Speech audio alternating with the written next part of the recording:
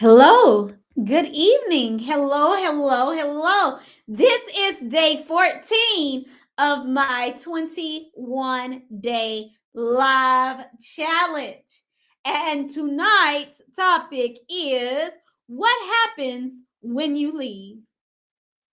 What happens when you leave? What happens when you leave? See, what brought this topic to the forefront of my mind is I received a text message from a client of mine. Well, actually, her husband is a client of mine, but she didn't decide to take a policy with me, but she decided to reach out to me because she discovered on her job the policy that she gets at her company that she's paying for. She only gets 65% of that, or her family only gets 65% of that if she passes away now. Why? Because she's now 70. And then if as she turns 75 or 80, if she's still with the company, she gets even less. So the reason I am here is because the same thing I told to her, I'm going to tell you. If you do not have life insurance outside of your job, you need to have it, especially if you know that you don't plan on being there forever. What happens when you leave? Many people will ask me, Terry, like, how did you make the transition? How did you go from being a principal and educator to having your own business? Well, in order for you to leave appropriately, you want to make sure that you always stay ready. You don't know what may happen. If you do have a desire to leave your job or to go full time in your business in 2024 as you're mapping out your goals, I want to let you know that your retirement plan and your benefits are going to be different. You need to put that into your forecast. You need to put that into your strategies. You need to put that into your budget. I made a post earlier asking, what is your marketing budget for 2024? Business owners, aspiring business owners, private practitioners, what are your marketing budgets and your forecasting schedule looking like for 2024? If you're looking to go full time in your business, you want to make sure you have your own benefits. You want to make sure that you have life insurance outside of your job. If you are not staying at that job, when you leave that job, you won't have life insurance. I can tell you that health insurance is affordable when you're in good health. Praise you. Thank you. All right. But when you're not in good health, or if you're a senior, health insurance can get pretty pricey. So you want to make sure that you take that into consideration as you plan for retirement or as you plan to leave your job. There are three things that I want you to remember on tonight. First thing is, I'm going to make sure I say them in the order that I put them in the comment section. The first thing is, when you roll out, roll over. So if you have a 401k or a 403b at your former employer, I want to have a conversation with you. I want to invite you to hop on my calendar so that I can show you what your options are for that 401k, that 403b, or that retirement plan that is with your former employer. Leaving your money at your former employer is like leaving your goods at your ex's house. You're not going to leave your money and possessions at your ex's house. Don't leave your 401k at your former employer. When you roll out, roll over. Okay, I'm sorry. I have to do it. I have to do it. When you roll out, roll over. And if you want to know what your options are for your 401k, when you do leave your job, please, let's have a conversation. Okay. So the first thing is when you roll out, roll over. When you leave your job, already have in mind what you're going to do with that retirement plan. Don't go through it like some people do. They say, oh, I'm going to get all this money now. Because if you do take all that money out now, you put it all in your bank account, Uncle Sam, he's going to get you. He coming for you. Okay. So if you don't need that money, roll it over into another qualified account, and you won't have to worry about taking taxes on or paying taxes on that money the year that you roll it over. The second thing is, if you know that you are going and you know you are not going to stay on your job for the next 10, 20, 30 years, like, get your own. If you know you're not going to be there long, get your own. If you know you are not going to be at your job very long, go ahead and start researching how much is it going to cost you to have $1 million life insurance policy. You want to have a multi-million-dollar legacy? You want to have a multi-million-dollar business, but you don't have $1 million in life insurance? You need to understand that health insurance is something that you should be planning for. So again, if you don't plan on being there long, go ahead and plan on getting your own. And then the third thing is build then bounce. For those of you who are interested in having your own business and you are so captivated by all the people who are killing the game as a business owner, you're like, I just feel like the Lord is leading me to leave my job. Well, before you leave your job, you want to make sure that you build. So build before you bounce. Build your credibility, build your influence, build your impact, build your clientele, build your testimonials, build your reviews, build your knowledge, your access, build your skill set, build your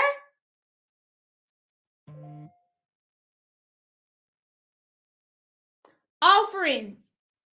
Build your bank account, because as an entrepreneur, you have good months and some months you may not have that much. Sometimes you're going to have ebbs and flows in business.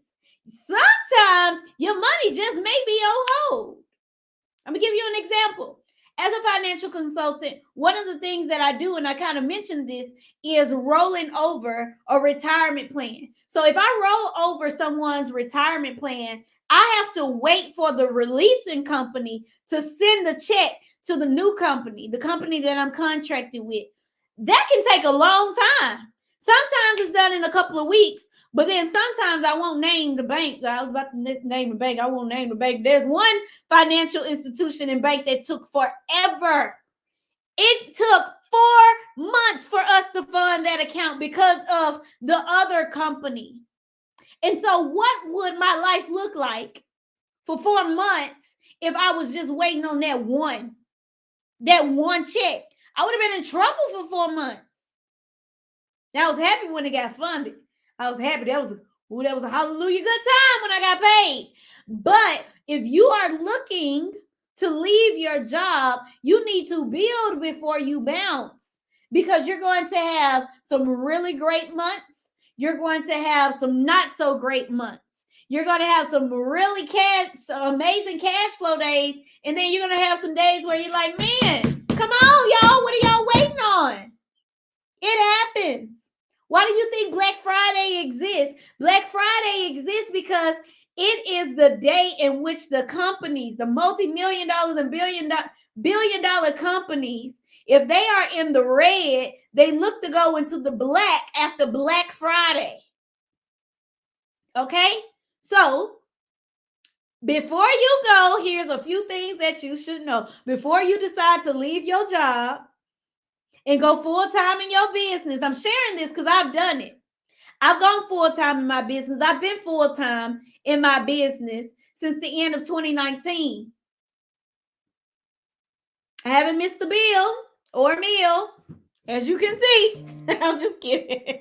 But I am telling you not what I heard, but I'm telling you what I know. Your emergency fund needs an emergency fund. If you become ill with a critical, chronic, or terminal illness, you need to be able to pull money from an accelerated living benefits life insurance policy. You need to have multiple places that you can pull money from. Your emergency funds needs an emergency fund. If you don't have an infinite banking plan, reach out to me so I can show you how you can make money and use the money at the same time. That's one of the benefits of having an infinite banking plan. You can borrow money and still be gaining interest on the money that you borrowed. Before you go, here are a few things that you should know. If you know you won't be there long, get your own life insurance, get your own benefits package, get your own things that you know you are going to need to be a responsible and a financially stable adult.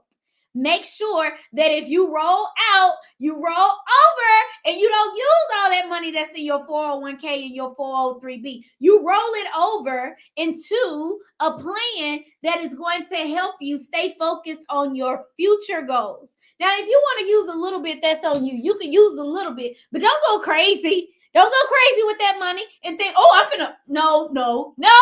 Okay, you got to stay focused. In order for you to build a multi-million-dollar legacy with six-figure retirement streams, you have to be disciplined. You have to stay focused.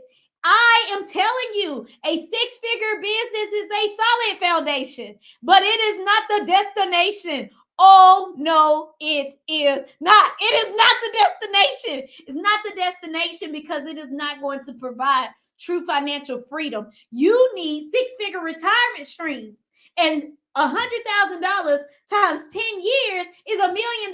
You need at least $1 million nest egg. You need to work your way up. After you hit six figures, you need to work your way up to focus on hitting $1 million in your business. And you may say, well, Terry, I don't think I have to have $1 million business to be successful. No, you can be successful with a $10,000 business, especially if you're the first business owner in your family. But your impact won't be as great. Your influence won't be as great because your income is not as great.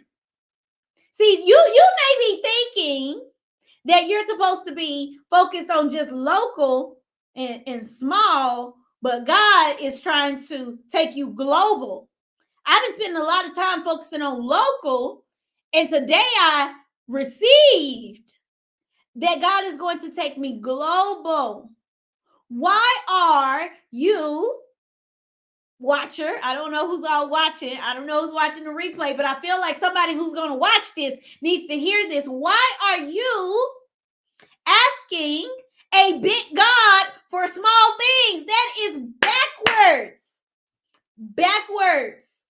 So if you are full-time in your career and you're looking to go full-time in your business, why not ask God to give you more than enough so that you can be comfortable when you make that decision to transition into full-time entrepreneurship? You're not just going out on faith saying, oh, well, I don't have the money to be a full-time business owner, but I'm just going to go out on faith and say, no.